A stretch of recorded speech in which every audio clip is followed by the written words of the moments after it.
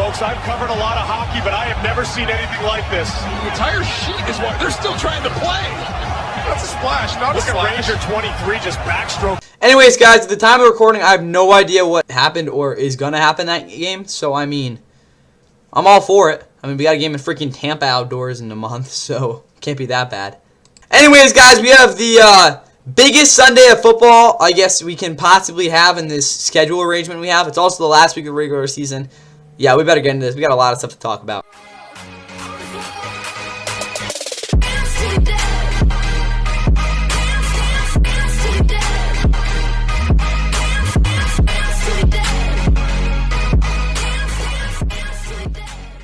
And with that, what is going on, guys? Welcome back to the Fun Vlog. Please like and subscribe. Hope you guys are ready for this Sunday predictions. I'm trying to get through these as quick as possible, especially the meaningless games, because I don't want to waste y'all's time. Also, guys, the recap of all this, again, Saturday game recap should be out on Sunday. I definitely should be. Sunday recaps, maybe I get those out on Monday, guys. I'm going to try to, but there's a decent chance they come out on Tuesday. Again, it's okay because, again, the playoffs start on Saturday, so it's not like we have a crazy thing to talk about there. But just be ready for that, guys. I'm going to try to get it out Monday as quick as possible, but there's a chance it comes out on Tuesday. Just be ready for that because, again, it's a 14-game slate.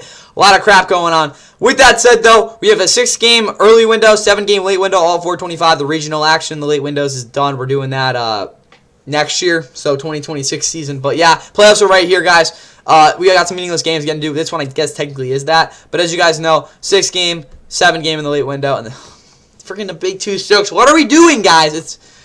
Yeah, 2016 was 10 years ago. That's actually insane. Also, though, Sunday Nighter, we'll get to that, too. That's obviously a pretty big game because it is Week 18. Week 18 is arguably the best weekend of the season. Again, if you get big games, again, we'll see what happens here. Both these teams, though, we're looking at right here for our first game are both, again, eliminated. Technically, this game is meaningless, but we all know the big story for the Browns. That is Myles Garrett trying to break the sack record. Not really much else to go through here. But for this Browns team, they kind of tanked their draft position because they did beat the Steelers next week, setting up that Week 18 winner-go-home game in Pittsburgh, which we'll get to way later. But coming to this game at 4-12, Shedeur Sanders should be their starting quarterback next year, barring any crazy things that happen. Deshaun Watson, obviously, questions about him. The being back will be definitely discussed this offseason because of the fact he didn't play at all this year and he's been absolutely dog crap with them. And again, only 1 year left on that contract. We'll see what happens. But they're probably going to try to end the year on a good note here against the Cincinnati Bengals team that has had a very disappointing year. They are 6-10. They had won back-to-back games in blowout fashion against 2 bottom feeders of sorts. I mean, I guess not really the Dolphins. But you get the point. They've blown out 2 teams they should blow out. Again, putting up over 35 points in both those. But does that really matter? Because considering, again, they blew their playoff chances probably way back into Week 2 when Joe Burrow got injured. You really can't really say much. But again, the big story here with the Bengals is can they put a team around Joe Burrow, especially on the defensive side of the ball, that can win games, and especially with an offensive line that, despite having some success over the time that he's been their quarterback, really hasn't been able to figure it out. Again, very interesting storylines there for the Bengals in the offseason. But as we know, you're just trying to finish season strong, get the season sweep on the Browns. A Browns team that they had not played since Week 1. In that game, I think Myles Garrett had like 3 sacks on Joe Burrow, something bonkers like that. Bengals still won that game 17-16, though, barely beat the Browns, who had Clark Schmidt, who was their kicker at the time. I know, full circle there. He'll not be kicking for them. He's kicking for someone else. I don't really know who he's kicking for because I am completely blanked on where he's kicking. But still, that's what happened in Week 1. Hopefully, they have a similar outcome in this one. This game will be at 1 o'clock, though, on CBS, NFL Plus, and Paramount Plus will be the ways you guys can stream these teams' last games of their 2025 seasons. The weather for this game, it's been pretty cold, 34 degrees, also pretty sunny. Playoff picture doesn't really relevant. It's basically around for both these teams. The map for this, you guys can see, you got Tom McCarthy, Logan Ryan, because he's taking over for someone. I don't know what the hell is going on, guys. CBS has 7 games this week. They're kind of just trying to, free ball it or whatever. I don't know who's going to be reporting in this one. It's going to be in green here. You guys can see it's just the Cincinnati and Cleveland area, so basically just Ohio getting this game. Oh, yeah, also, Little Bro State, what I can tell you. Miami upset them if you didn't know. Again, thankfully Indiana won, so again, hopefully there's no narrative about teams getting a first-round bye and how they suck because, again, there's all that rust. Again, that's for college football, that is. But, yeah, Little Bro State, boys, clap it up. But anyway, we move over to our, again, the starting lineups for this game. Offensively for the Browns, Harold Fannin, again, he'll be all rookie team. Not going to be offensive rookie of the year, but he had a phenomenal season. Dylan Gabriel, I guess he'll be their backup next year. Again, big questions there.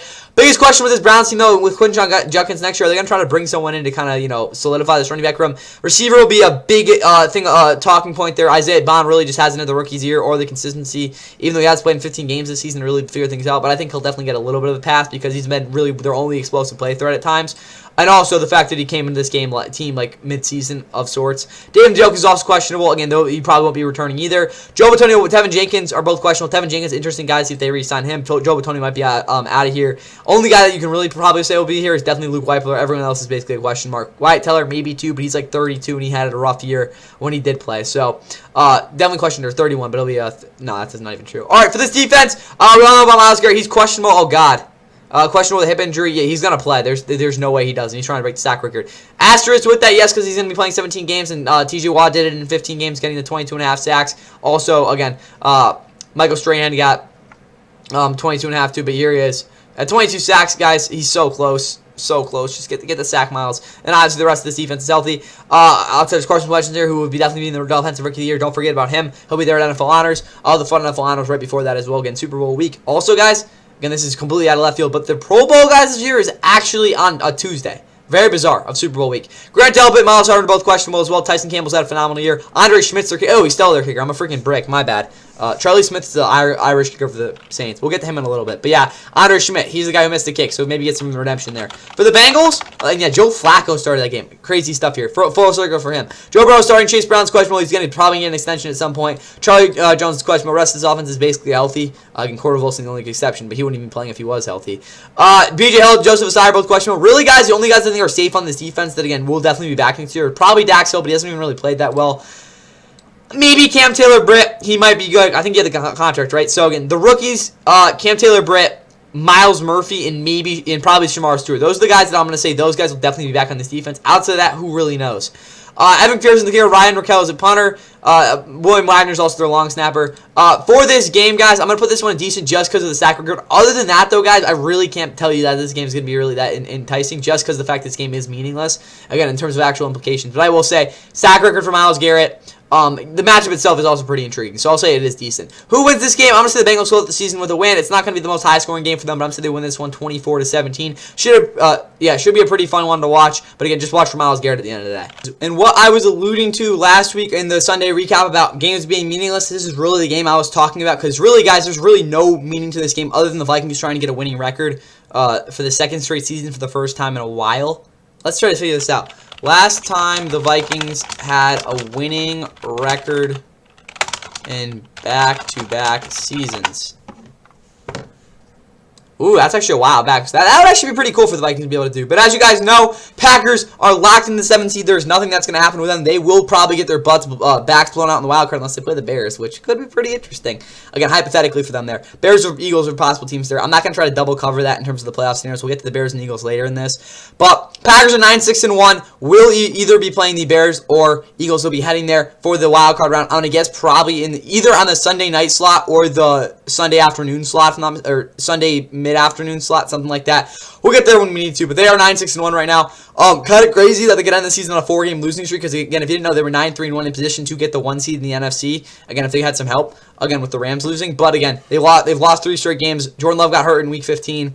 He didn't play last week. They absolutely destroyed by the Ravens and Derrick Henry. But Malik Willis played well, which is, again, a silver lining for them even there, but that really doesn't help them, because that means he'll probably get signed by the Jets or something to be their starter. All you guys need to know is defensively, the Packers are so banged up right now. They're going to be resting a lot of guys. Maybe not a lot, but definitely some guys this week. I'll try to give you guys I wouldn't say speculation, but my best. I can give my best reporting and opinions on who they'll rest. But that's what I'll say in the Packers. Vikings, though, like I said, trying to get the first back-to-back winning season since 2009-2010. Pretty cool if they'd be able to do that. Obviously, considering they were 4-8, trying to end the season on a 5-game winning streak, just like the Jags did back in 2022. But because they're in the NFC, not the AFC South, or NFC North, not the AFC South, they will not be able to make the playoffs this year. But we'll see what happens last week. Obviously, a big-time win on Christmas Day against the Lions, eliminating them from the playoffs. We'll see what happens in this one. It'll be at 1 o'clock on CBS, NFL Plus, Paramount Plus, for the ways you guys can stream this game. They did play earlier this year. That was in Green Bay. It wasn't really that competitive a game. The Packers won that game 23-6. Again, Packers were just a much better team at the time. They actually had Micah Parsons, too. But as you guys can see, announcing this game will be Spiro Diaz, Admiral Archuleta, Aditi King Kabbalah. Again, CBS is 5th team. You guys can see it's in blue. Not much country's getting this game. Philly will be getting it to see, again, what the Packers look like for whatever reason. I don't really know, guys. But as you guys can see, Packers starting lineup here. Jordan Love is not playing. Malik Willis also isn't playing. Clayton Tune will start. Malik Willis because of injury. Jordan Love did get cleared from concussion protocol. So technically he will be 3 weeks cold going into the playoffs. But They don't want to risk it. Clayton will start. Josh Jacobs, I would be shocked if he plays. Emmanuel Wilson should be out there. I don't know if he'll play the entire game. Chris Brooks will definitely be getting some carries, though. Christian Watson, Romeo Dobbs, I wouldn't expect to play. Matthew Golden probably will be out there. Dontavian Wicks is really the only truly injured guy. Jaden Reed probably won't play. Bo Melton, they'll expect a lot of him. Maybe Savion Williams as well. But I'm saying Matthew Golden does play. Romeo Dobbs, Christian Watson, I would have in doubt. Who knows, though. Luke Musgrave, I'm going to say will play. Josh Riley, same thing. Offensive line, Rasheed Walker probably won't play. Sean Ryan might. Jacob Monk, though, they probably want to get a look at. Jordan Morgan, I definitely will probably say to see out there. And I would be shocked if they play Aaron Banks or Zach Tom in this game. For this defense, though, Ederson Cooper definitely won't be playing. That's why he's questionable. Lucas Van Ness, I don't know why you throw him out there. Baron Sorrell, Aaron Mosby will definitely get a lot of the rotation. I will say Kingsley Egbar and maybe Rashawn Gary will get some rotational snaps in this game, but don't expect a ton. Their D tackles and their stack house will definitely be getting out there. Linebacker-wise, Quay Walker, I think they will probably still play. Maybe not. Isaiah McDuffie, maybe. Secondary, Zay McKinney definitely won't be playing. Evan Williams, I don't know about him. Trayvon Diggs, again, they just signed him I think, what was it, on Thursday night, New Year's Eve night. We'll see if he gets out there. Keyshawn Nixon probably won't play. Javon Bullard probably won't play. Carrington Valentine might play. I don't know. Though, guys, the secondary is a little bit up in the air other than Evan Williams and Xavier McKinney. I'll definitely say Xavier McKinney won't be playing, though.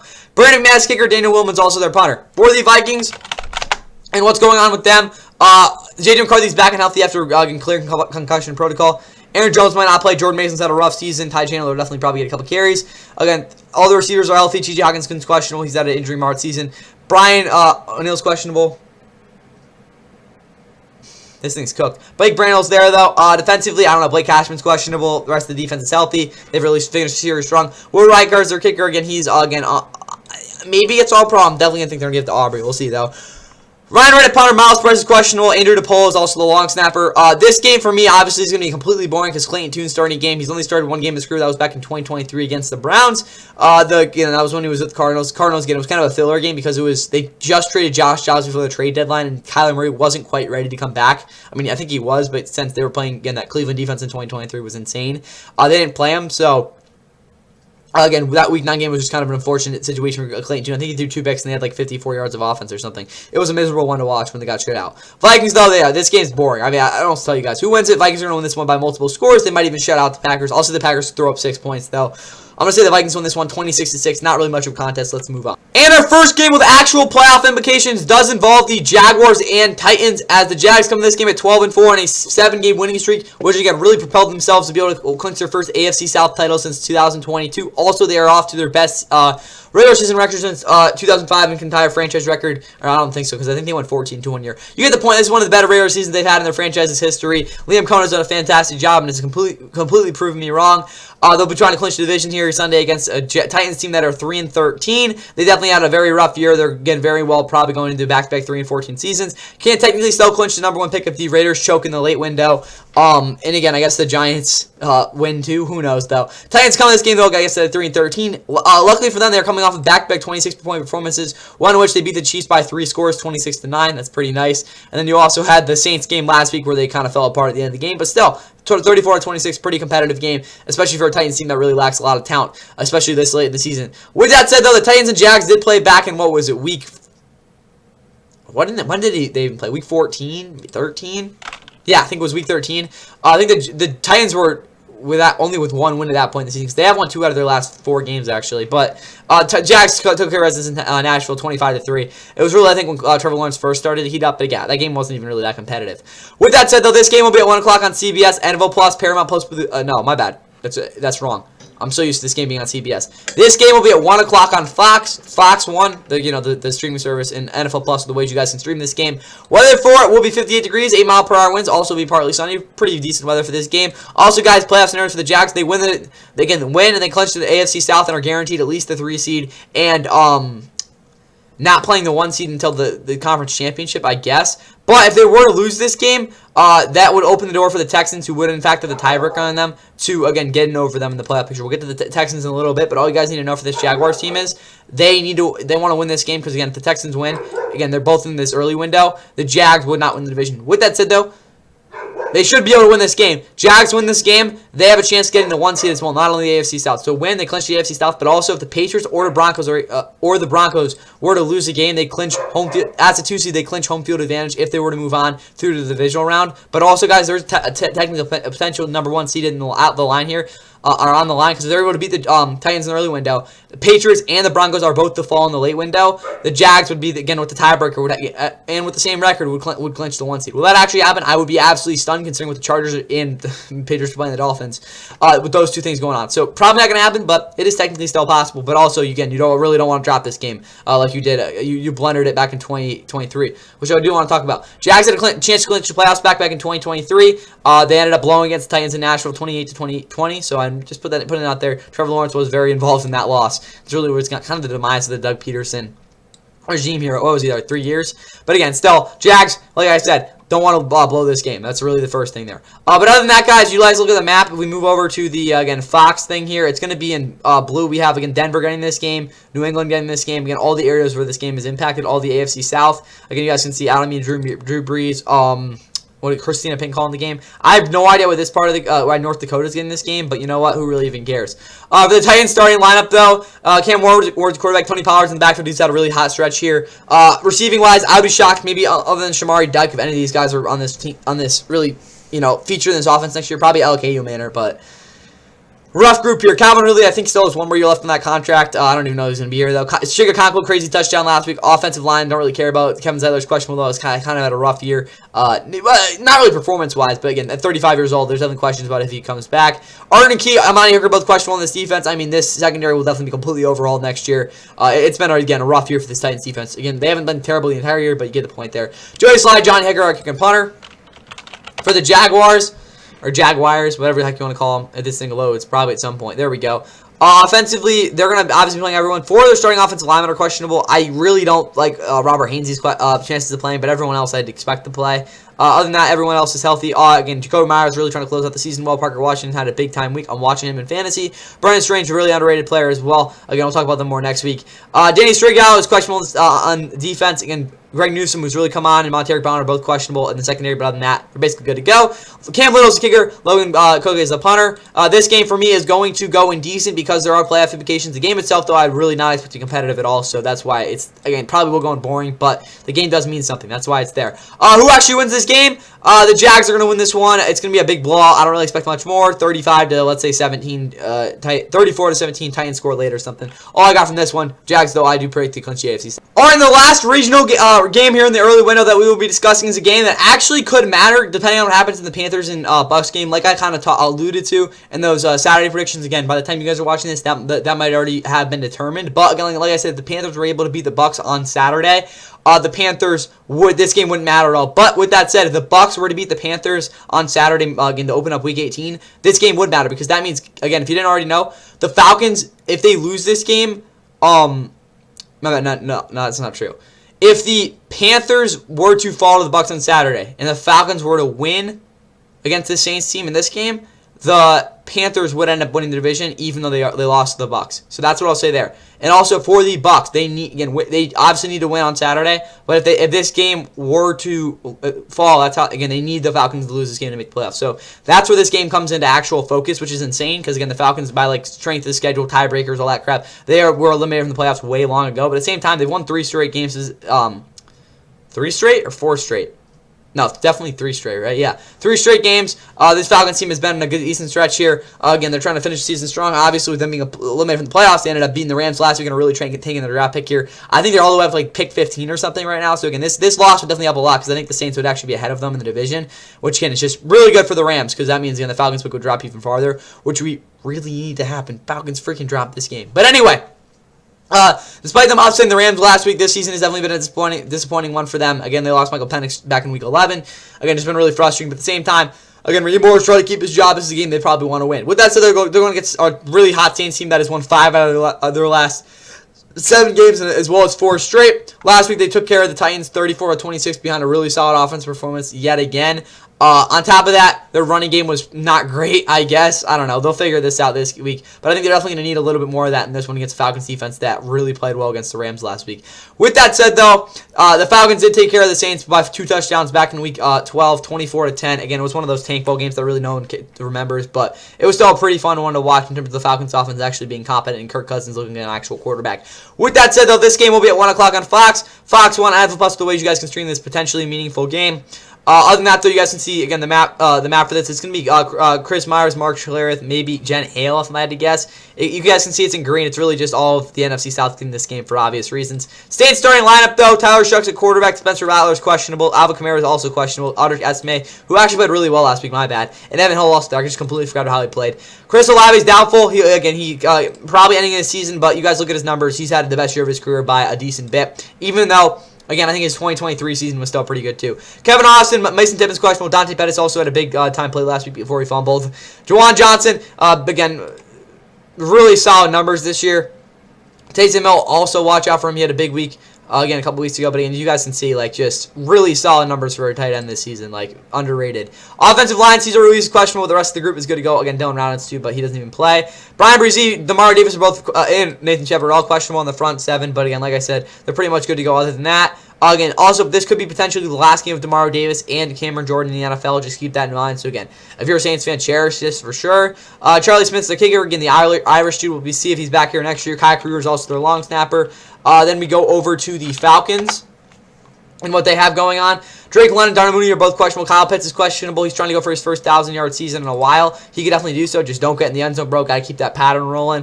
Bijan, I think, I guess he could technically break some sort of records. We'll see if he actually does it. And then Tyler Alligator also, see if he has a decent end to his season. Defensively, they're basically healthy. Guys, again, Brandon Doris, I guess, is questionable. Malik Verdon's out. But again, Zane Gonzalez, kicker, Bradley Pinion's their punter. For this game, guys, I guess technically because it is somewhat meaningful and I want to see the Saints end the season well, I will put this game in decent. But again, if this game doesn't mean anything, I don't give a crap about it. No, that's not true. I have stake in this game, guys. I keep forgetting about it. But overall, should be a decent one to watch. Who wins this one? I got to pick the Saints, guys. Not only because I want to see the Bucs get in the playoffs. That'll be hilarious. But also because, well, I really need this Falcons picked again. At least be somewhat low, like 11 or 12. But I'm going to say the Saints win this one 17-15. It's going to be a really close game. And again, I expect it to be actually pretty entertaining. And for the first time since 2005, the Cowboys and Giants will be playing both their games in the 1 o'clock window this year with this, again, the scheduling determination of a very meaningless game as the Cowboys and Giants will be getting at it. This game gives me flashbacks to 2018 when I guess the Cowboys, this game was technically meaningless for the Cowboys. But, again, at that time they had already, again, Cowboys, that is, in 2018 were actually in the playoffs that year. So, despite that game being meaningless, it actually ended up turning out to be a pretty good game. I think it was 35-21. Cowboys, Giants, 20. It actually did turn out to be a decent game. Yeah, 36-35. Peyton had a pretty big one. Yeah, Saquon ran for a 68-yarder. And Cole Beasley had a crazy touchdown. Yeah, 32 yards. It was a crazy touchdown. That was a really good game. Yeah, a lot of offense too. Hopefully that's how this game turns out. But as you guys know, the Cowboys season is not gone the way they've really wanted it to, as they were eliminated from the playoffs with their loss to the Vikings. Again, back in Week 16 on Sunday Night Football. Last week, though, on Christmas, short week, they were able to go into Washington and knock them off. They can ironically end the season with a 5-1 division record. That would actually be insane. But still, this Cowboys team, despite a high offensive powered season, they're going to be looking to really fix that defense and again retain their superstar receiver George Pickens, who's had a breakout year this year and could potentially be in line to finish top 3. I don't know why I use the same thing. There's a chance he could be top 3 in the year, finish year top 3 in receiving. We'll see if that actually happens. Going against the Giants team they've already played this year, that was actually a crazy game. We'll get to that in a second. But the Giants come in this game at 3-13, technically still having a shot to get the number 1 pick, but they do need the Raiders to blow it. And actually, yeah, I think there's because of their schedule, again, the teams they've beaten, they need those teams to lose too. So very bizarre things going on for them. But they are 3-13 coming into this game. They got their first win in after falling a 9-game losing streak last week, 34-10 over the Raiders. Jackson Dart looked pretty good. A lot of questions if Jackson Dart will even be on this team next year. For some people because of the regime change that'll probably happen. I don't know. We'll see what actually happens though.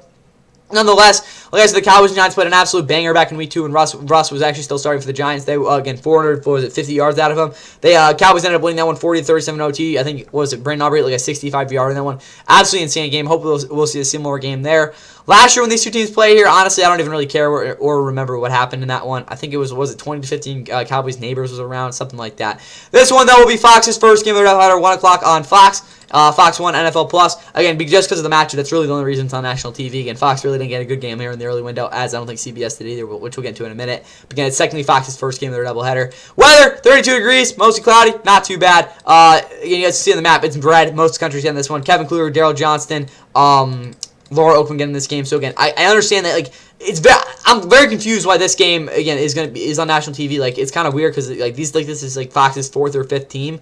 But again, because of the fact that it's again the matchup, that's why again a lot of countries getting this one.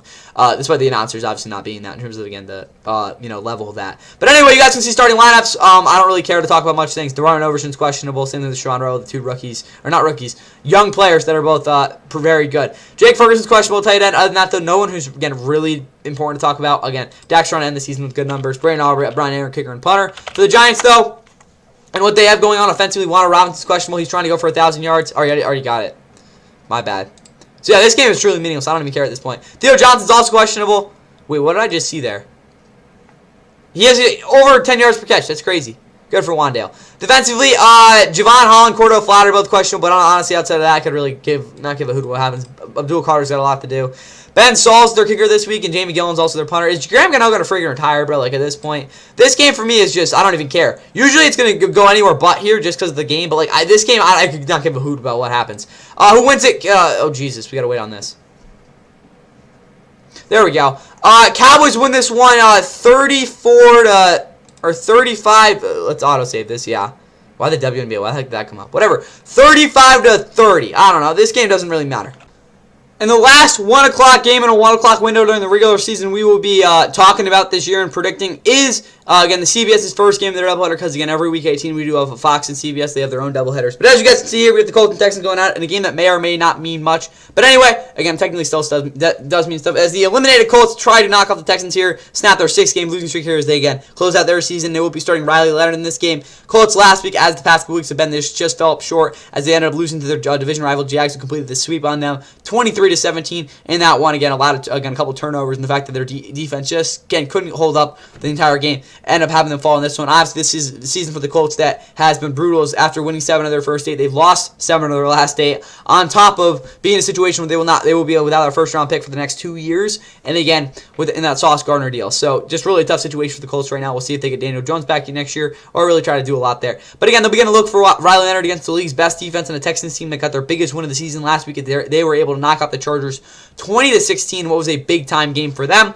They find themselves on a 8-game winning streak, and with a win will be and finish the year on a 9-game winning streak, which would tie a franchise record with that 2018 Texan team that started out 0-3, like this team did. Again, that ended up rallying off 9 streak to be 9-3 and ended up winning the division. Texans technically can still win the division. How you might say that happens? Well, not only do they need to win this game, but they do need the Jags to lose. And if that ends up happening, they would be the 3 seed in the AFC and would clinch their the 3rd division title in a row, which would be insane. Again, has that ever happened? No. But we'll see if it happens this week. But again, at the end of the day, for this Texans team, this is not a game they want to lose because the Bills, I think, if I'm not mistaken, are playing the Chargers, their starters. Chargers, I don't think are. So they should be good with that. They do have a tiebreaker on both those teams, though. So again, if, I don't know, they all agree not to play their starters, I mean, I guess that's happens. But since the Jags still have technically that division to play for, or Texans do, they still have a shot to, again, and also they want to keep the winning streak alive. They will more likely than not be playing the AFC North winner. So just keep that in mind there. If they were to lose this game, there's still technically a possibility they'd fall to the 17th, which is something I don't think they'd want to have happen.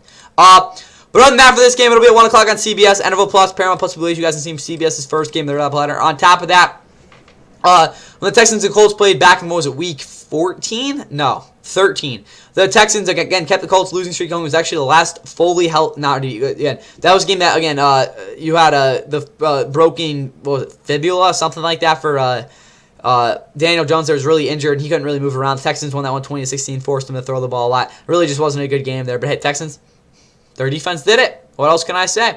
Again, announcing this game will be Inigo, J.J. Watt, and Evan Washburn. They could potentially be calling a playoff game, but if it wasn't, I guess this is their last game of the year. We'll see what happens. We'll see. Who has 2 wild card games this year for a network?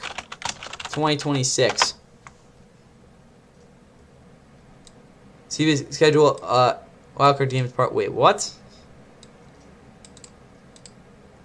ESPN. Wait. Okay, what? I'm so confused. There's 6 games. ESPN has the Monday night. Fox has one of the games. Amazon has the Saturday night game probably. That's 1, 2, 3. There's 2 games. We have AI. Do we have a freaking anything? Any idea? Or schedule? That's just not. That's just not true. I'm sorry. I don't know what's going on. AI, bro. What are we doing? But yeah, so I don't know. We'll see what happens next week. For the Cold Stone, their starting lineup. Riley Leonard, like I said, will get the start. We'll see what he can do. Jonathan Taylor trying to finish up the year strong. Probably not going to happen, though. Receivers, again, they've had a rough couple of weeks, but we'll see what they can do. Offensive line, Tanner Bortoloni's questionable. And Ahmad Gunkov is probably playing for a starting job next year. Just saying. But maybe he hasn't really proved it. Also, Phil Rivers is not playing, so that's probably the last we saw of him. Again, did his best there in his return. Defensively, you guys can see Sauce and Josiah Fringer are both questionable. They really haven't been healthy like the past month. The rest of the defense will be playing. Again, we already know the Forrest Buckner's not been out the entire season. It's just been a tough stretch with them with those injuries. Daniel freaking Scott. Who is this dude? How did he get injured? Jesus.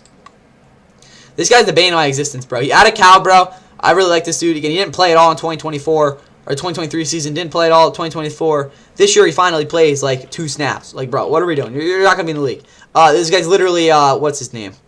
Freaking Malik Hooker. For the Texans though, offensively, you guys can see both that Ingram and Trent Brown are both questionable. This running game is gonna be a big concern for me in the playoffs. See what ends up actually happening there. Nico Collins, I think, is he at 1,000 yards yet? He should be. Loading. What's happening? Also, their defense, they got some guys questionable, but they're good to go. Oh, yeah, he's well over 1,000 yards. I'm a brick. My bad. I kind of forgot about that. But anyway, defensively, yeah, they're chilling. Everyone's there. Also, I think Will Anderson trying to go for 15 sacks or something. But you guys see Kyron Fairbairn and Tommy Townsend over there, kicker and punter. This game, for me, it's intriguing because I want to see Riley Leonard play. I'm going to say this game is decent. It's probably not going to be much better than that, to be honest with you guys, because I don't see this game seeing a lot of points being put up. But that's where I'll put it. Who actually wins this game? After this is done geeking out. I'm gonna say that the Texans again, defensively dominate, and it's gonna be a pretty low-scoring game though. I'm gonna say the final score is 17-9, something like that. Don't expect a lot of points put up though. Anyway. And in the very last game at Old Hadmark Stadium, yes, this is again, unless barring something insane like the 6 and 7 seeds, we're not bringing that 2026. The 6 and 7 seeds playing in the AFC Championship. The Bills will this is probably the Bills' last game at Old Hadmark Stadium. We've seen a lot of crazy memories here. I'm not going to act like I was alive for most of them, so I'm not going to get into that. But still, the Bills, we've got a new Highmark Stadium next year. I guarantee that'll be the Sunday nighter open this season. I would be pissed if it isn't. But anyway, for the Bills, they're in a very peculiar situation because they have not been in a situation where they have not been able to clinch the division or have already won the division going into Week 18 since 2019, that season. They rested their starters in the exact same matchup, not the same window, but the exact same matchup. The thing about the Bills is the Chargers, who again, they're competing here for the 6th seed, aren't playing their Chargers, and they're playing the Broncos. So the Bills should at the very least be getting the 6th seed going into, again, playing the freaking Jets. They're playing their starters in this game. I'm telling you guys that right now, but do they really even need to? Because they're playing the Jets. That's what I'm saying. But I don't think they want to risk it. I want to see them play the Patriots down the wild card. That would be huge. But for the Bills, they come to this game at 11-5. The thing about this team is they didn't really play that well last week. Again, they blew their chance at the division. Again, technically, they weren't going to win the division, but again, technically the scenario of it not happening is over because they went for 2. Josh Allen blew it with that terrible throw, and then they're at 11-5 going to the playoffs. But again, still guaranteed they're here is again a playoff spot here. Jets though 3-13. They've been the worst team in football over the past month. One of the worst months we've ever seen out of that NFL team. Went 0-4 in December. Brady Cook's still starting for them. They're really just trying to tank this season, aren't they? They're technically with the 3 pick right now. They're well on their way to getting Mendoza. No, they're Dante Moore, probably. Who knows? We'll see what happens in the playoff, guys. Mendoza just cooked Alabama's defense, though, which isn't too surprising because Alabama hasn't a good defense this year. Whatever, though. 3-13, they are right now. They're going to be 3-14. Not really much else to say for them. They suck. They've had many years where they got blown out of Buffalo at the end of the season. But still, the Jets and Bills played back in Week 2. It was not very surprising. Justin Fields sucked. The Bills blew them out 30-10. Not really much else to talk about with this one. 4:25, though, on CBS, NFL Plus, Paramount Plus, the ways you guys can stream this game. Bills scenarios for the playoffs. They lose this game. They automatically are the 7th seed, but again, they're going to win this game. Chargers probably going to lose. My guess is they're going to be the 6th seed going in the playoffs, which again, technically gives them the shot to still have another game here. With that said, the weather for this game is going to be frigid, 24 degrees, also cloudy, not really much else to say. Why is it Saturday? There we go. It's going to snow. That's even better. Announcing this game will be Andrew Catalan, Charles Davis. Again, that's very. I thought I'm break. Also, Charles Davis is calling the college games for CBS next year. Obviously, CBS doesn't really get many good college games, but they have the game. I guess they don't really the Big Ten championship next year, but he'll be calling the game with Brad Nessler for the Big Ten there in CBS next year. But yeah, Charles Davis, Jason McCourty, AJ Ross as well. For the Jets starting lineup, Breece Hall is questionable. Tyler Taylor is also questionable as the backup. He's not going to play. But also, Matt Green, you guys can see, not really much country yet in this game. Offensively, John Mechie, Donnie Mitchell. They're playing for their starting jobs. Brees Hall got 1,000 yards. We already know that. Mason Taylor has had a decent rookie year. Offensive line, I guess they're there. Defensively, a lot of these guys won't even be here next year. Yeah, they're not going to be starting. For the Bills, Jesus. Josh Allen's questionable. I don't know what they're going to do with him. Yeah, wasn't spotted at practice. I don't think he's going to play, but they're saying he's playing, so I don't know what's happening. Expect him to, you know how like last year when again the Bills played the Patriots, it was a meaningless game because the Chiefs already clinched a 1 seed, they clinched a 2 seed. Josh Allen took the first snap, handed it off, everyone went crazy. That's probably what's going to happen in this game. Dalton Cates questionable, don't play him. Dawson Knox, I don't even know if that's going to happen there. Kalush here, James Cook will definitely be out there though. Offensive line, I don't know if these guys are playing the whole game. Defensively, a lot of the key players aren't playing, especially Matt Milano. I would not expect him to play more than the first half. Matt Purdy, though, Mitch Wisnowski, kicker and punter. This game for me is about as bad as it gets. I don't think this game will be, again, it's a horrible matchup. What else am I going to tell you? It's not competitive. Not much else going to talk about with that one. With that said, first of 7 games we'll be predicting here in the late window. Bills are going to win this game by a lot, 40-3. There's the score.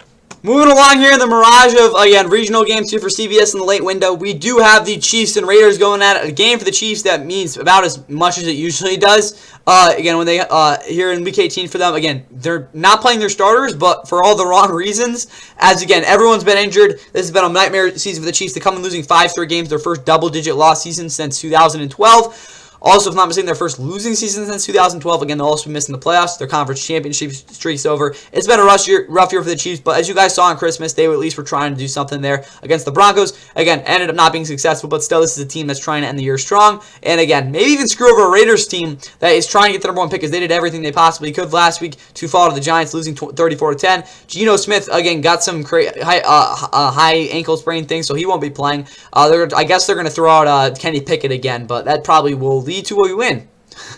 I don't know, guys. The Raiders are just trying to lose this game. With a loss, they will clinch the number 1 pick, and Fernando Mendoza is a Las Vegas Raider. And that's really what they're looking to right now, guys. This Raiders team has lost 14 out of their last 15 games. That is an insane number. Also, again, they beat the Patriots in Week 1. I don't know how that's possible at Gillette. But they also haven't won a game since Week 6. They're on a 10-game losing streak, and they will probably be on an 11-game losing streak after this one. But still, Chiefs and Raiders played back in Week 7. Again, the Raiders have had 2 miserable offensive performances this year that come to mind. 31-0 loss in Philly, 31-0 loss in again, Kansas City. So I guess by that measure, again, those look like the two Super Bowl teams last year. But again, Chiefs, I wouldn't expect that in this game, but who really knows? This game will be at 4:25 though on CBS, NFL Plus, Paramount Plus, for the ways you guys can stream this game. Again, really the only thing you guys need to know about this game. Raiders clinched the number 1 pick with a loss. Also, you guys look at it, Kansas City with this, again, Chris Lewis, Kyle Long, and whoever else they throw out there. Again, yellow, you guys can see, is what's getting this game. Not really much at all. I don't know why. Yeah, why isn't, freaking New York should be in this game. For the Chiefs, though, in their starting lineup, Xavier Worthy's questionable. Kareem Hunt's also questionable. Chris Oladukin is going to start again.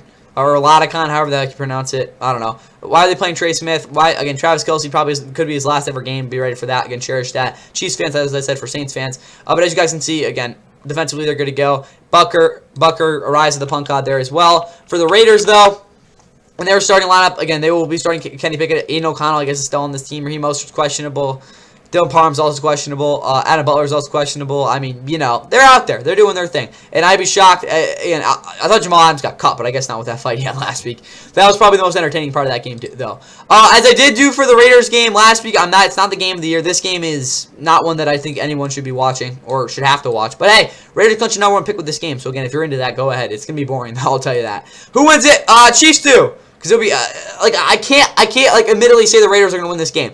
It's going to be lower scoring. I think it'll be actually pretty close, and the Raiders might actually win this one somehow. But I'm going to say the Chiefs win this one 16-14, and game-winning kick or something from Buck. All right, guys, final regional game. Again, on the entire calendar we'll be talking about for CBS. So, again, every single game that for CBS the rest of the season will be national game we'll be discussing. Just going to throw that out there. This game, though, is a pretty bizarre one as we got the Commanders and Eagles going at it. I thought this game was going to be on Fox, but I guess not. Commanders trying to not go for their second 4-13 season in the past 2 years. Again, they did just go to the NFC Championship last year. Again, this game kind of a far cry from where they were last year, but it's actually kind of crazy because literally almost a calendar year ago they were here trying to win the NFC Championship. But remember, that's kind of when they're, again, the trajectory of this team has gone downhill as they lost 55-23 in that game. Jane Daniels, earlier this season after they beat the Chargers 27-10 in Week 5. got injured. Again, that's really when this team started to go downhill because again they fell to 3-3 with a tough loss to the Bears, and then they ended up getting blown out by the Cowboys. And after that, again, it was kind of all downhill from there as they ended up going on with that streak. They ended up losing 8 straight. They did beat the Giants a couple weeks ago, but as you guys saw again, Saturday a couple weeks ago when the Eagles clinched the division, the Commanders just didn't really have it as they fell to the Eagles 29-18. Thank you for them. They're not going to play the Eagles starters in this game because this Eagles team, again, was able to technically put themselves with a win last week in Buffalo in a position to get the 2 seed. But honestly, I don't think they really want that because again, they were eliminated from first round bye contention, so they're probably going to use this week to serve as a bye as they will either be playing the Rams, Packers, or Niners next week. In the wild card. Just be ready for that. But again, back-to-back NFC East champions for the first time in like 21 years. Pretty crazy with that. But still, they're on a 3-game winning streak here. Again, this could definitely come to an end. But again, they're not playing their stars. So I don't really think they care there. With that said, though, again, like I said, they already played earlier this year. Already took the NFC Championship stuff. Not really much else to talk about with that. This game, though, will be at 4:25 on CBS, NFL Plus, Paramount Plus, the ways you guys can stream this game. Like I said, for the Eagles, with a Bears loss, again, in an Eagles win, they would clinch the number 2 seed in the NFC based on record. So that could give them the shot to have a home divisional playoff game. But at the moment, I don't really think they're concerned about that. On top of that, though, you guys can see the map here. It's going to be in blue. Again, it's got most of the East Coast and again Tampa getting this game as well as again most of the NFC or all of the NFC North getting this as well. But on top of that, guys, Eagles, again, weather for this game, 34 degrees here. The length also going to be sunny. We'll be seeing, again, probably a home playoff. We're going to be seeing a home playoff game next weekend here as well. Commanders starting lineup for this game, though. Marcus Mariota is doubtful. Josh Johnson will start again, who's already started last week. In the week, didn't start the week prior, but he played in the week prior. They look pretty good, decent on Christmas for this team. Chris Rodriguez Jr., JCM played pretty well last week with a 100-yard, 72-yard touchdown and running that game. Terry McLaurin, you also have Deebo Samuel at receiver. Traylon Burks is questionable. I guess you also have Chris Moore there.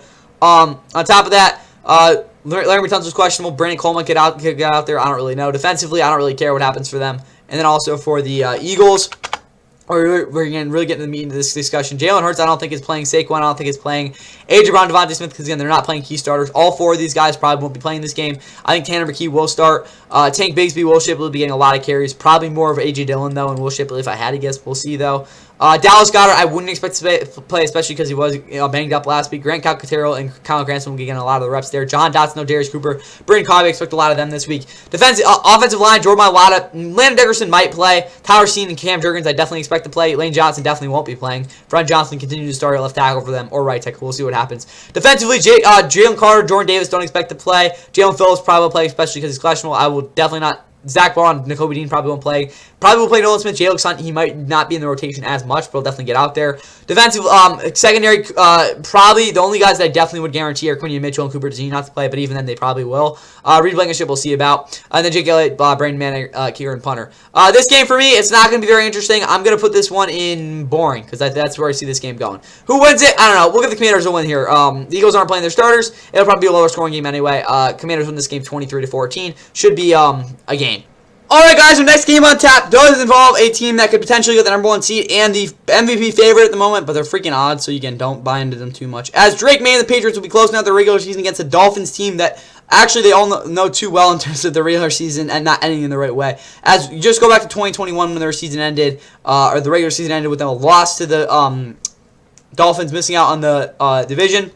And then you can even go back to 2019 when they lost out on a first-round bye, which could happen in this game, this year, with that as well. But anyway, for this game, the Patriots are in a decent spot here, 13-3. They find themselves winning back-to-back games, both in a pretty fun fashion as they came back to beat the Ravens back in Week 16. And then again, clinched division last week with that blow, technically with the Bills loss, but blowing out the Jets. And Drake May threw 5 touchdowns, basically a perfect game in that one. Passer rating will tell you that it was the best game we've ever seen, but in terms of the Jets they're playing against there, I don't know about that. Still, they're 13-3 though after that win. It's their best record since, I don't freaking know, 2017, something like that. Dolphins though at 7-9. They're trying to end their season on a decent note here, as again they will be starting Quinn Ewers the third straight week. Last week they got good results, despite again a little bit of a lackluster second half in terms of production, knocking the Bucs off 20-17, kind of stirring some feathers there.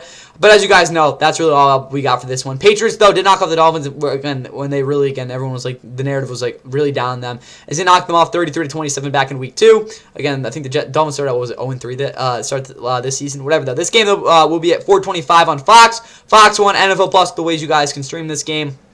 Weather for it will be 25 degrees and partly cloudy, so pretty freaking chilly for this one. On top of that, if you guys look at again the Patriots scenarios here, the way they can get the 1 seed is with a win and a Broncos loss. That's how they get the 1 seed. They can end up with the 3 seed, though, because if they ended up losing this game, the Jags would pump in over them. That's what I'll say there. But again, very simple. They need to win this game. They need the Broncos to lose to the Chargers for them to get the 1 seed. That's how they can do it. Again, that would give them a first-round bye. Already have the division, though. Okay, now we got to go over Fox, right? Yeah, there we go. All right, here we go. Late window. Joe Davis, Greg Olsen, Pam Oliver will be calling this game, so Fox's second team, even though it's not a national game. It's all the blue. You guys can see a decent amount of the country will be getting this game. Again, Denver, obviously, again, this game, and again, some other important areas. For the Dolphins starting lineup, though, Devon Achane's questionable. I don't know if he'll play. Jen Waddle, I'd be actually kind of surprised if he did. Again, Theo Weiss Jr. had his first career catch and touchdown last week, something like that.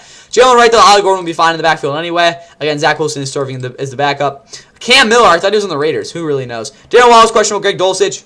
Julian Lover still at tight end. Again, you got Al King go to fullback. Aaron Brewer's questionable. Again, the potential All-Pro center. Aaron Meyer will probably get the start anyway. Defensively, they have 3 of their best players questionable. Other than that, again, Minka too. I mean, you know, guys. Riley Patterson, Jake Bailey, kicker and punter for the Patriots now. And what's going on with them. They will be playing their starters this week because they do have the potential number 1 seed on the line. Drake May starting at quarterback. He's going to try to, again, really hammer away the MVP. I hope that doesn't happen. Trayvon Henderson, though, in the backfield with Ramondre Stevenson. Keishan Booty is questionable again, who's actually been one of the more better receivers in terms of open score this season. I hate that metric, but I just wanted to put it out there. Hunter Henry's at tight end. He's questionable. Jared Wilson's also there. Jack Westover also questionable at fullback. Defensively, 4 of their better players in the front 7 are also questionable. Christian Barmore, because he was a bad boy over the week in terms of his things. I think Josh Farmer is going to get arrested, too, something like that. They're not doing a good job there in terms of off the field. Secondary's healthy. Andy Boragles and Bryce Behringer at kicker and punter. This game for me is going to go in entertaining. I think this game will be pretty fun to watch. Again, something's got to go there, so why not this one? Honestly, guys. Why can't that go there? But other than that, guys, this game for me is going to go in.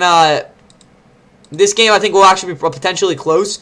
Honestly, I'm going to say the Patriots don't have to work for this. I see Drake May putting up his worst game of the season. That opens the door for Matt Stafford to win MVP. Patriots 23-20 in this game.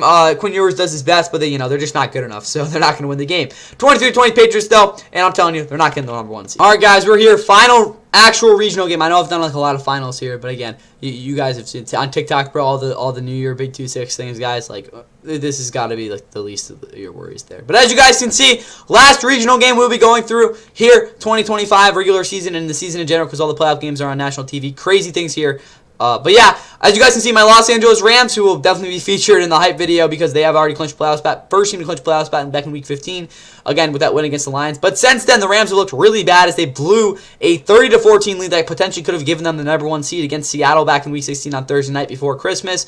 And then they played just last Monday night, again, a long stretch between those games, and they just played like absolute crap against the Falcons, going down 21-0 at the half, 24-3 to point in the third quarter. But ended up climbing all the way back to 24-24, but then because the 35-yard line for field goals and kickers can hit 50-yarders like they're freaking chip shots, the Rams ended up going down 27-24. PI, non-called PI later against Saints fans. I know the 2019 NFC Championship, all that crap. I don't care about that, guys. You guys are the worst team in that game. But anyway, other than that, Matt Stafford played crap last week. He needs to play so much better in this game. Again, I'm just have a really sour taste in my mouth, guys. Rams, are they the best team in football? Absolutely. But have they played like the past 2 weeks? Absolutely not. I need to see this team go out there and dominate, bro. Get right for the playoffs. You do not want to go into the playoffs on a 3-game losing streak. Or just 2-game losing streak. Again, resting your starters here. Stafford, though, he needs to play his balls out in this game. No Diddy, but again, 5 touchdowns, 47 touchdowns there. That should be good enough to lock up MVP. Just telling you guys. Oh, Cardinals, they suck. Guess what Drake made it last week? That's what I thought. But still, Rams come to this game on a 2-game losing streak, trying to sweep the Cardinals for the first time since 2023. Cardinals come to this game at 3-13, losing 13 out of their last 14 games. Jonathan Gannon is well on his way out the door. Probably after when the clock hits 0 in this game, he has had a really tough time coaching this team this year. They did start out 2-0, crazy enough. A lot of questions about this team in the offseason, but again, a lot of those questions will definitely not be answered just this offseason, guys. This team has a long way to go. With that said, though, the Rams did beat the brakes of the Cardinals in Glendale 45-17, open again back in Week 14. Again, that was really the last game Devontae Adams actually made his whole way through. He, if I'm not mistaken, will not be playing this game. Also, the Rams will be playing their starters in this game. But for the Rams, they are 6-1 at home this season, trying to end the season 7-1. I'd be shocked if they have a home playoff game this year. With that said, this game will be at 4:25 on Fox. Fox 1 NFL Plus, the ways you guys can stream this game. You guys can see the map. It is in green. You got basically the whole West Coast getting this game outside of like Seattle area. It's going to be Kenny Albert, Jonathan Dillon, Megan Olivia getting this game, calling this game. Also, guys, you guys can see the Rams playoff scenarios here. If they lose, they are guaranteed the 6th seed. But if again, depending on what happens Saturday, if Seattle clinches the 1 seed, the Rams with a win would get the I've seen them play the winner of the NFC South, but right now, guys, to be honest with you guys, I do not want to be going to one of those stadiums considering how they played against them in the past. I'm joking. I do not want to go to Philly if I don't have to. But still, if you're a Rams fan right now, you guys got to be comfortable with beating anyone. So we'll see what happens with that. But again, Cardinals starting lineup for this game. Jacoby Brissett, again, he's had a really fantastic season statistically. See how that, again, comes away in this game. MHJ, who's been injured the entire season's out. Running game has been atrocious. That's going to probably continue in this game. Who knows, though. Evan Brown's questionable. Rest of the offense has come, again, as healthy as they'll be the rest of the season in this last game. Josh Sweat's questionable. You got a lot of guys playing for contracts and stuff. Buda Baker's questionable. Who knows who'll be on this team next year. Same thing with Jalen Thompson.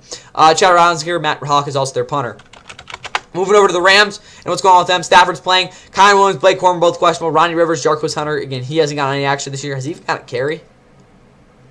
No, he hasn't. He could get out there. He hasn't played at all. Puka's going to play. Devontae's questionable. Xavier Smith's also questionable. Tutu Atwell, Jordan Whittington, please get out there, bro. But yeah, Devontae, I'd be shocked if he plays. Alec Jackson, again, you saw G.J. Humphries last week, bro. Please get out there. Kevin Dotson, I don't know if he'll play. Again, he was a big impact not playing last week. Rest of the offensive line is healthy, though. Kobe Parkinson, Terrence Ferguson, and Davis Allen at tight end. Defensively, Braden Fisk is questionable. Larry Murchison is behind him. Omar Spades is also questionable. Linebacker. Jam McCullough questionable in secondary. Also, the Rams just re-signed Quinton Lake to a 3-year, max $42 million deal. That's a huge move to make. They need him in the secondary for a long time. Josh Wall's questionable. Again, he played last week. Kobe Durant really didn't look too great in the slot last week. Just isn't getting his real spot there. Other than that, though, the secondary played well again, except Roger McCarry not being fast enough to catch Bijan on a 93-yarder for a touchdown. Harris Mevis is their kicker. Ethan Evans, my bad, is a punter. Again, don't forget about Jake McQuaid, their long snapper. He's really helped this team out. But again, special teams, again, overall looked solid last week, especially with the special block last weekend after, again, the Jared Verse, kick block last week, especially with, again, them firing their their special teams coach after that loss in Seattle. This game for me, though, it's gonna be a snooze fest. What do you think I'm gonna do? I'm like, oh yeah, this is gonna be a good game, guys. Hell no. I mean, maybe, I don't know, the Cardinals do something, but yeah, that's where it's gonna go. Rams, they won this one comfortably, 42-16. Stafford throws like 5 touchdowns, something like that. But I will not overlook this. Maybe the Cardinals do something in this one.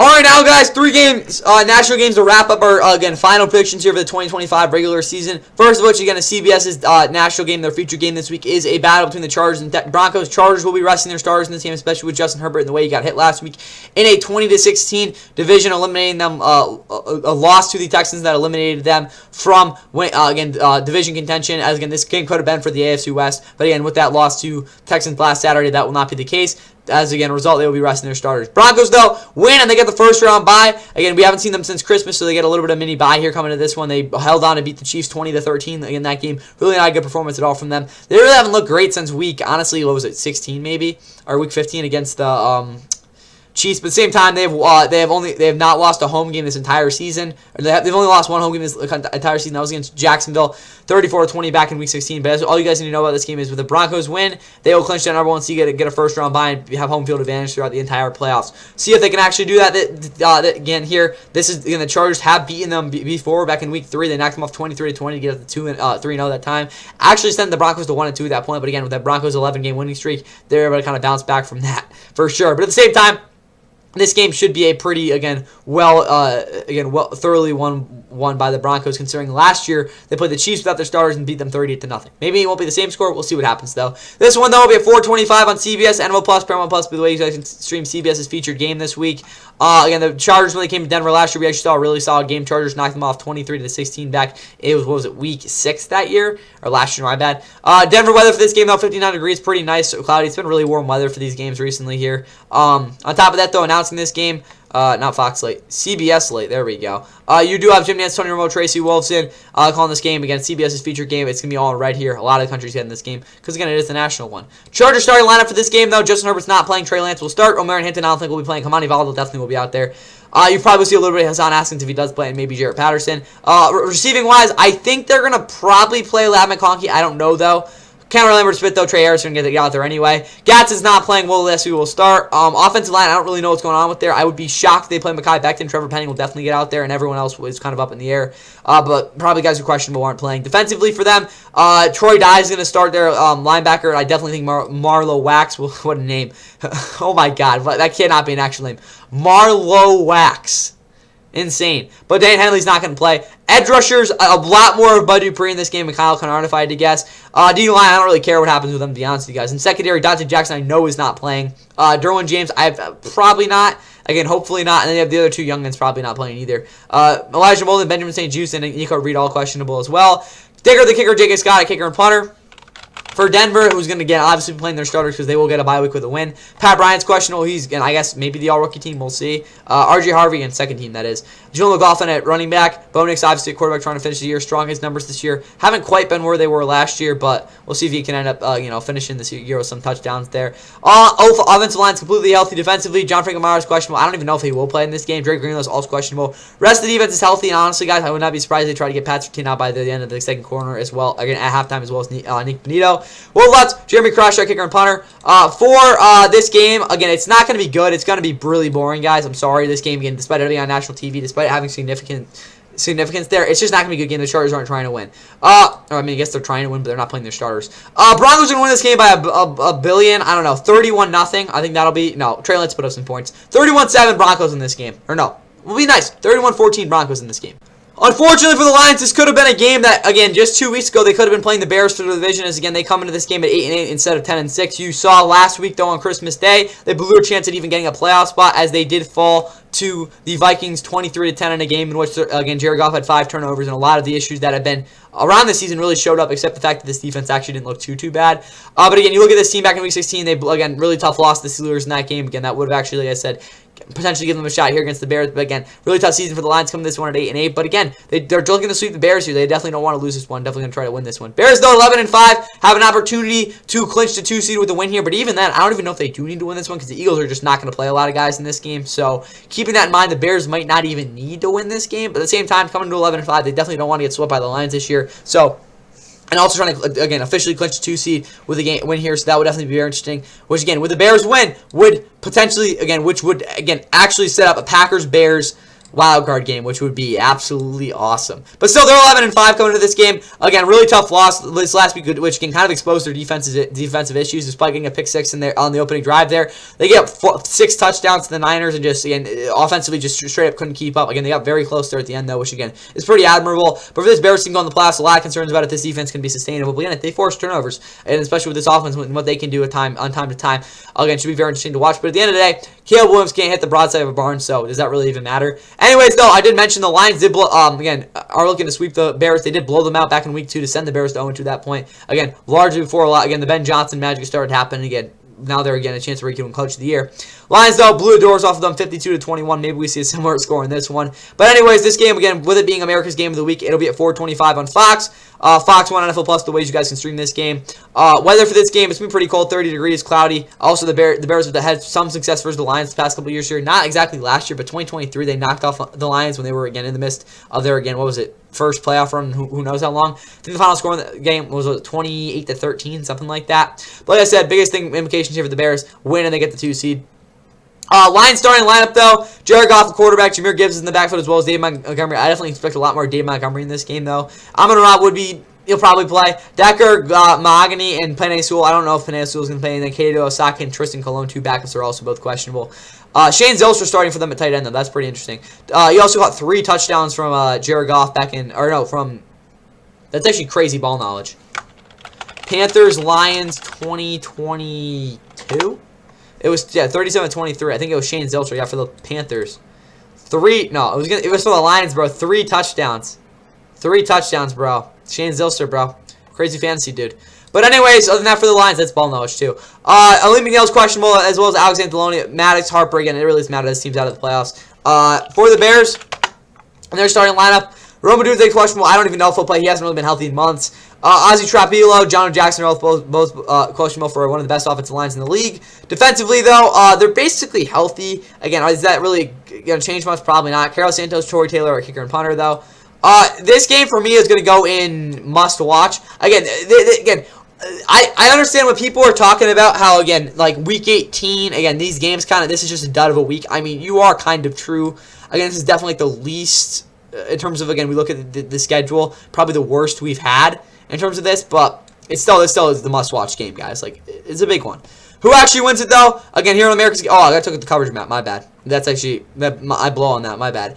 Kevin Burkhardt, Tom Brady, Aaron Andrews, or Tom Rinaldi. You can see all the red. If you're in this area, if you're in the red, you get this game. But anyways, guys, this game, who's going to win it? I'm going to say the Lions end their season on the right note. The Bears are still going to get the 2 seed, but I'm saying the Lions end this one on the right note.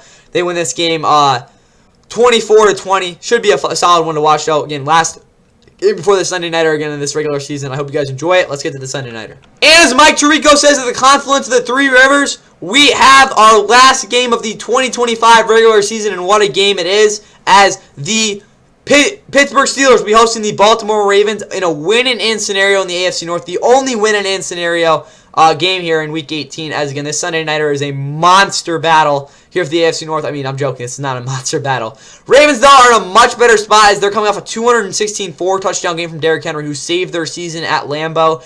As, again, on top of that, again, they actually gave the ball to him after, again, they blew that, again, obviously infamous, again, 11-point lead in the fourth quarter against the Patriots back in Week 16, which for a lot of people put their playoffs chances in jeopardy, but obviously with Derrick Henry being the guy he is, especially with Lamar Jackson out, saves their season, and they'll probably give him a lot of carries in this one against the Steelers team that is coming off their worst game of the season as they blew their chance to clinch in the AFC North last week with that 13-6 loss to the Browns. Again, to be fair for them, DK Metcalf didn't play in that game, but he's also not playing in this game. So for a team that should have already had their first playoff game, a home playoff game since 2021 clinched, they're gonna have to again win this game to actually see that through. But at the same time, 500 streaks above, the standard is the standard. What else do I gotta say for this team? But anyways, other than that, we did just see the Ravens and Steelers back in Week 14 play in November. The Ravens actually fell in that game due to a couple of very unfortunate plays, and Isaiah Likely fumble, I think Isaiah Flowers fumble, and then again, Lamar doing whatever he did on that last play, and also a very controversial call on what should have been a touchdown from Isaiah Likely. Had the Steelers winning that game 27-22, that's why we're in the situation we're at. But again, even then, the Ravens would have the tiebreaker where they win here over the Steelers. Again, as you guys know, winning in, if the Ravens won this game, they would be hosting either the Texans, let's think about this here. Texans or Bills. We're gonna say their winner of this game is most likely playing the Texans in the wild card on wild card weekend. If I had to guess, my guess is to open the wild card. Maybe not though, because this is on Sunday night. We'll see what the NFL manages to do with that. But as you guys need to know, winner of this game wins the AFC North and gets in the playoffs. It's that simple. Other than that, though, this game will be at 8:20 on NBC. Peacock, NBC Sports app, all that crap, NFL Plus, all you guys need for this game. Again, it's Sunday Night Football. Mike Tirico, Chris Collinsworth, Melissa Stark are calling this one. Again, it's going to be an absolute dandy, and again, idea there. For the Steelers, again, in the weather here for this game, it's going to be cloudy, 23 degrees. Also, it's just going to be freaking cold. Expect this to be a damn playoff game at this point. Other than that, though, the Ravens starting lineup, Lamar will be playing in this game. Don't expect him to be running a line, I'll tell you that right now. Derrick Henry, expect him to get at least 40 carries. Keaton Mitchell will be out there as well at times. Probably not as much as he was back in Week 16. Again, considering the Ravens just played on Sunday Night Football. Zay Flowers, a receiver. A lot of people give him a lot of crap. This would be a game to do something. Rashad Bateman's questionable. He's not had the season he would have liked. Again, he's just not really been healthy. And when he has been healthy, he's played just absolutely atrocious. I don't know what to tell you guys. He's been dust. No other way to put it. DeAndre Hopkins is out there. Mark Andrews is there as well. Isaiah Likely there. Again, he might not even be on this team next year. Patrick Reichardt's at fullback. Offensive line is fully healthy. Defensively, Kyle Van Noy and Roquan Smith are both questionable. Vital guys for this defense. D-line, though, is healthy. And the entire secondary is good to go. With Tyler Lupe at kicker and Jordan Stout at punter. For the Steelers now, and what we have going on with them, you obviously have Aaron Rodgers quarterback and what could quite literally be his last NFL game. Jaylen Warren, Kenneth Gainwell in the backfield. Again, they've been the 2 guys in the back for this entire season. Kenneth Gainwell is actually their leading receiver this season. When was the last time that happened? Last time a running back led their team in receiving yards. Whoa. That's crazy. I mean, that just tells you again, you get the running backs their targets. Sorry, I stuttered. Calvin Austin's questionable. Adam Thielen, Scotty Miller are going to be out there. Scotty Miller, obviously the infamous play last week where he was so locked and Aaron Rodgers still threw it to him. MBS, he dropped a touchdown 2 weeks ago. Roman Wilson's a bum, and DK Metcalf being the bad boy he was back again in Detroit will be maybe be costing this team a playoff spot with him being suspended again. But maybe not. He could get fortunate and get to play next week. Pat Freiermuth, John Smith there at tight end, Connor Hayward at fullback. Offensive line, they're somewhat healthy, and Dylan Cook starting is definitely not ideal, but the rest of the group is good to go. Defensively, you guys can see T.J. Watt's questionable as well as James Pierre, my bad. Malik Harrison plays a little bit as questionable linebacker. Expect a lot of Nick Herbig in this game, though. Alex Highsmith also off the edge. D-line is healthy, though. Secondary-wise, Joey Porter, Chuck Clark, Kyle Duggar are there. Where's Jalen Ramsey? There he is. He'll be out there. Brandon Eccles is also questionable. The secondary is going to have to play a big role in this one. Chris Boswell, Corliss Waitman are kicker and punter. This game for me is a must-watch. It's obviously a win-or-go-home game. I don't really know what else to tell you guys. It's the true, like, you win you're in, sort of thing. So that's what we have for our game of the week. Again, final prediction for the 2025 NFL regular season. Who do I have from the AFC North in representing the AFC North in the playoffs? I have the Ravens doing so, despite how bad this season for them has been, despite all the issues they have, despite all the disappointment. The Ravens are going to be the team that is representing the AFC North this season. I expect Derrick Henry to go off in this game and just completely take the soul out of the Steelers. Ravens win this game 26-23 on a Tyler Loop 55-yard bomb to send them to the playoffs. What do they do in the playoffs? That's a question. That's a question for Monday and up until the wild card, but. Again, I'll give you guys my bracket predictions sometime before the end of next week. But again, outside that, guys, I guess I got to do total points for this one. What did I even say the final score was for this? I say, was it 20-17 maybe? No, that definitely wasn't the score. I'll go back on that. But anyways, guys, hope you guys enjoyed the my predictions here for the 2025 season. Again, this has already been a long enough video, but I just want to say again, I really appreciate you guys, everyone who's watched these predictions. But other than that, guys, I'll see you all for the recap. Hopefully, again, I kind of talked about with the Saturday predictions. I'll probably take you through the Saturday recap. But I'll see you guys for the recap of this. Again, playoff breakdown, bracket breakdown. Probably sometime on Monday, tomorrow night, on Monday night. I'm gonna try to get it out by Monday night. It might come out Tuesday though. Really doesn't matter though. I'll have again a surprise video for you guys in terms of again getting ready for the playoffs. Again, predictions will be coming out as well for the entire playoffs, and then obviously the wild card predictions and stuff. But other than that, guys. That's what I have for you guys. So, hope you guys enjoy this Sunday. It should be a crazy last Sunday of football. Playoff spots are on the line. 1 seeds are on the line. Should be a lot of fun. But other than that, guys, see you guys for the recap sometime either Monday or Tuesday. Other than that, though, I got to figure out what I picked for this. This is 2nd and goal. Roethlisberger looks, crosser, Brown, he caught it, fights to the goal line, breaks the plane, touchdown Pittsburgh! That might win them the division! Great drive. Well executed. If he doesn't reach with the ball, the clock may run out. Reach with the football at the end of the run. Gets him across